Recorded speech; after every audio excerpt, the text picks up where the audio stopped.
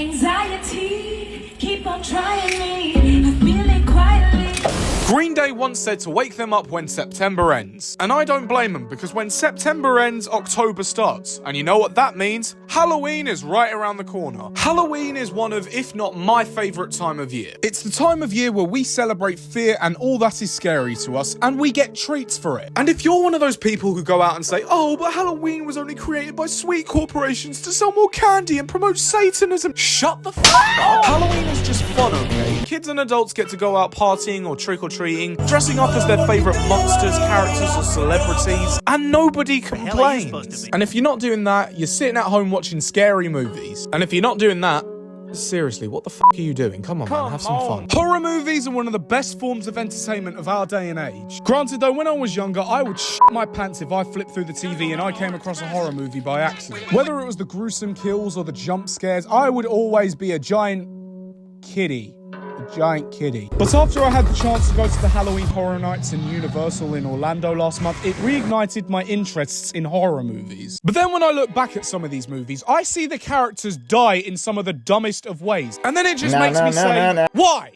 Why the f*** did you do that? Why did you think that was beneficial to you in any way, shape or form, you dumb motherfucker? And then it usually ends with me being jumped by either A, the entire audience, or B, the View employee who makes £11 an hour. But that got me thinking, what if I was in a horror movie? What would I do? I'll tell you what I'll do.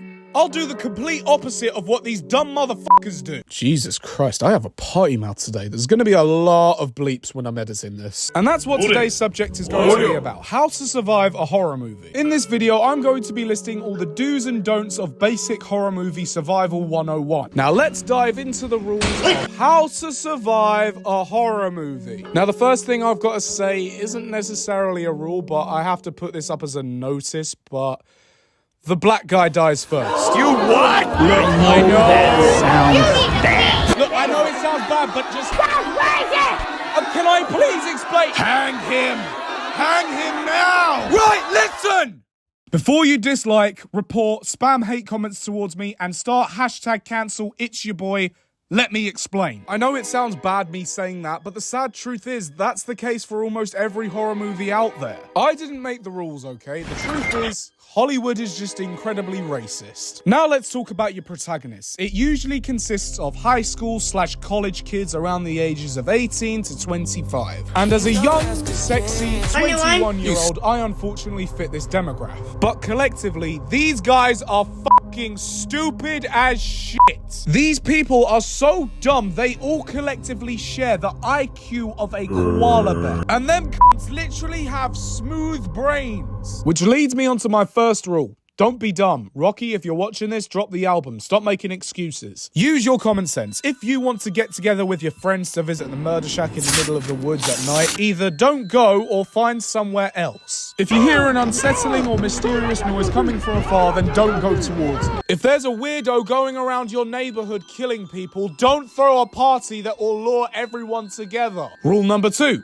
Don't split up. Say you and your friends come across someone's body. Whatever you do, stay together. Although if you split up, you'll be able to cover more ground in search of the killer, but it won't be worth it because then he'll just pick you off one by one. Rule number 3, abstinence is key. I made it rhyme so it's easy to remember. This is a pretty easy rule to follow. Don't have sex. I don't care if the girl you're hooking up with looks like 2007 Megan Fox or Madison Beer. Say no. 1, virginity rocks. 2, if the killer catches you doing the deed, he's gonna get both you and your partner while you're distracted. And always wear protection. STDs are scarier than movie monsters. And don't do drugs either. If you're high and the killer catches you, I doubt he wants to join you. Because you're so spaced out, you've become an easy target for him and you've forgotten what the hell's going on. In fact, now that you think about it, horror movies would make great PSAs. Seriously, imagine a horror movie scene that goes something like this. Hey Nathan, since we're in this abandoned cabin in the woods in the middle of the forest at night, do you want to smoke pot and have premarital sex with me? Although that does sound like fun, Rihanna. We're still young. We must preserve ourselves from these things to remain pure. How about instead we just sit outside, toast some marshmallows, and look through my Bible as we recite the teachings of our Lord and Savior, Jesus Christ. You know what? You're right. I don't know what came over me. I love you, Nathan. And I love you too, Rihanna. Unfortunately, though, that logic doesn't sell movie tickets, so here we are. Rule number 4, have basic athletic coordination. This is an unfortunate L that the fat guys are going to have to take, because if you can't run for at least 30 seconds, you're done. But most of the times, the victims always trip and fall over nothing. How can you fall over the air when you're running from someone wearing a mask and moving at walking speed? Rule 5, if you can fight back, do it. Most of the time, the characters have something around them to help them defend themselves, but they just choose to ignore it. Take Ghostface, for example. Unlike Michael, Jason, or Freddy, who all have supernatural powers, strength, and durability, he is literally a normal guy in a costume. Throw a bottle, a plant pot, your grandma. At least that will slow him down. Or better yet, find a way to catch him off guard and just kick him in the bollocks. Or what about Chucky? He is literally a doll. I'm booting that motherfucker as if my name is Bukayo Saka. Or Samara, the girl from The Ring. I get that it's scary to watch a creepy little girl crawl out of your TV, but at the end of the day,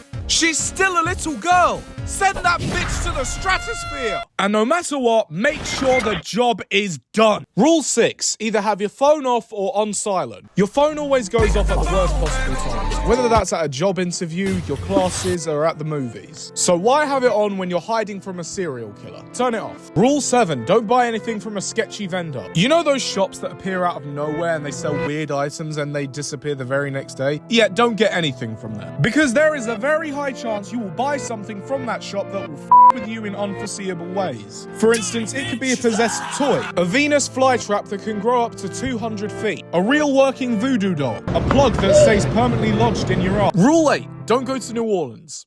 Just trust me on this one, there's a lot of weird stuff that goes down there. Rule 9, don't record yourself. I can't think of one found footage horror movie that ends good for anyone. Firstly, if you're trying to run or hide from either a killer or a demon, why put yourself more at risk just to record yourself? And if you think your house is haunted, don't film yourself sleeping, because either one of two things are going to happen. Either A, you'll find something that will only make you more scared, or B, you'll sit down watching hours of boring footage only to end up realizing you've wasted your time. Rule 10, don't try and summon anything. Firstly, everyone's going to think you're weird for practicing that stuff anyway, so why bother? Secondly, even if you do summon a demon or a ghost, there's a very strong likelihood that it's going to come back and bite you in the arse as well. This rule also means don't own an Ouija board, don't do the Bloody Mary challenge, and don't play the Charlie game.